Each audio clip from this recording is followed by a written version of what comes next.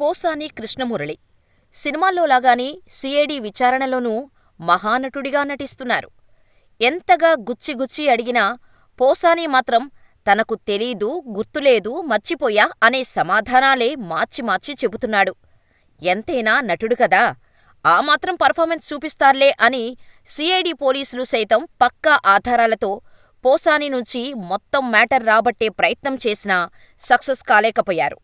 గతంలో చంద్రబాబు, లోకేష్, పవన్ కళ్యాణ్పై అనుచిత కామెంట్స్ చేయటంతో పాటు చంద్రబాబు, అమిత్ షా కాళ్లు మొక్కినట్టు మీడియాకు మార్ఫింగ్ ఫోటోలు చూపించారనేది పోసానీపై ఉన్న కేసు. గుంటూరు కోర్టు పర్మిషన్తో సిఐడి పోలీసులు మంగళవారం పోసానీని 4 గంటల పాటు ప్రశ్నించారు.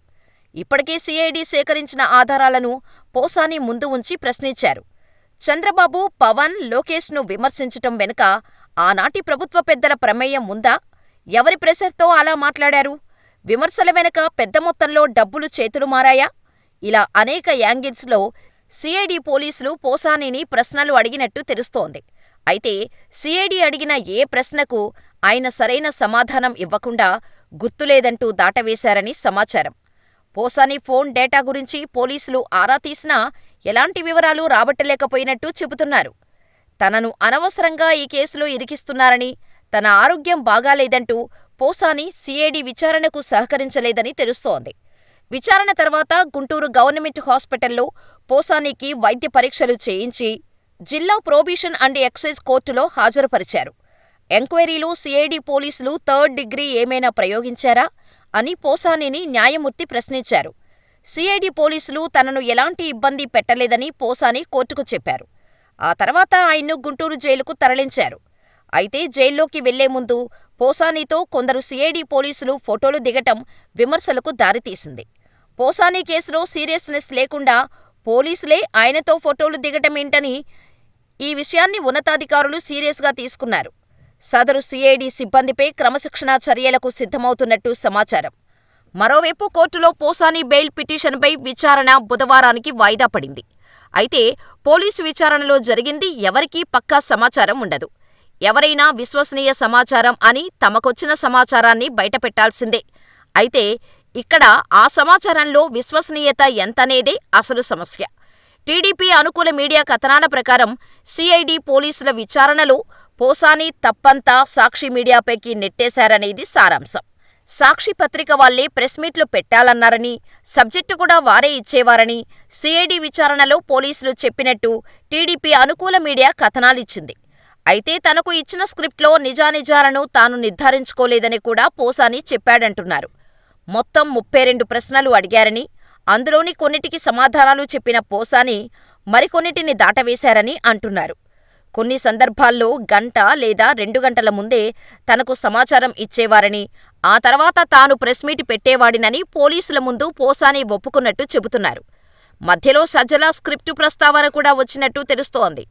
గతంలో సజ్జల తనకు స్క్రిప్ట్ ఇచ్చారని పోలీసుల ముందు చెప్పిన పోసాని ఇప్పుడు సాక్షి పత్రిక పేరు చెప్పినట్టు టీడీపీ అనుకూల మీడియా కథనం సారాంశం.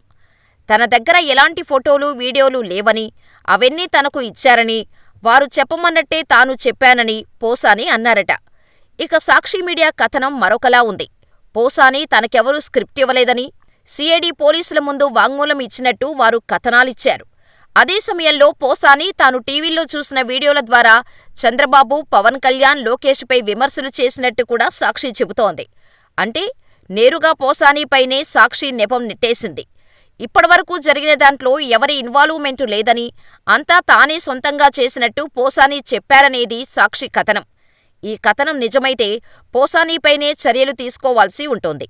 అంటే ఓవైపు పోసాని కోసం లాయర్ని పెట్టి ఆయన బెయిల్ కోసం వైసీపీ చేస్తున్న ప్రయత్నాన్ని మనం శంకించాల్సి ఉంటోంది.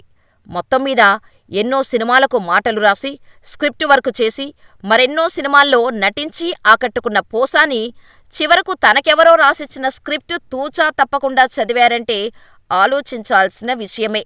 అలా చదివినందుకే గత ప్రభుత్వంలో ఆయనకు పదవి లభించిందా అనే అనుమానం కూడా రాకమానదు. పోసాని వాంగ్మూలం విషయంలో మీడియా ఊహాగానాలను పక్కన పెడితే అసలు ఏం జరిగిందనేది కేసు విచారణలోనే తేలాల్సి ఉంది. పోసానీని కస్టడీకి ఇవ్వాలని సిఐడి కోర్టును కోరగా మంగళవారం ఉదయం 10 గంటల నుంచి సాయంత్రం 5 గంటల వరకు విచారణకు అనుమతి లభించింది. విచారణ అనంతరం వైద్య పరీక్షల కోసం జీజీహెచ్కు తరలించి తిరిగి జైలుకు పంపుతుండగా సీఐడీ పోలీసులు ఆయనతో ఫోటోలు దిగారు. ఇక పోసాని జైల్లోకి వెళ్లే ముందు సీఐడీ అధికారులు ఆయనను ఫోటో కోసం అభ్యర్థించారు. ఒక పోలీసు తన ఫోన్ను సహోద్యోగికి ఇచ్చి పోసాని పక్కన నిలబడి ఫోటో దిగగా మరొక అధికారి కూడా అదేవిధంగా చేశారు. ఈ ఘటనకు సంబంధించిన వీడియో వైరల్ కావటంతో రిమాండ్ ఖైదీతో పోలీసులు ఫోటోలు దిగటంపై విమర్శలు వెల్లువెత్తుతున్నాయి. ఈ విషయంపై ఉన్నతాధికారులు ఎలా స్పందిస్తారో చూడాల్సి ఉంది.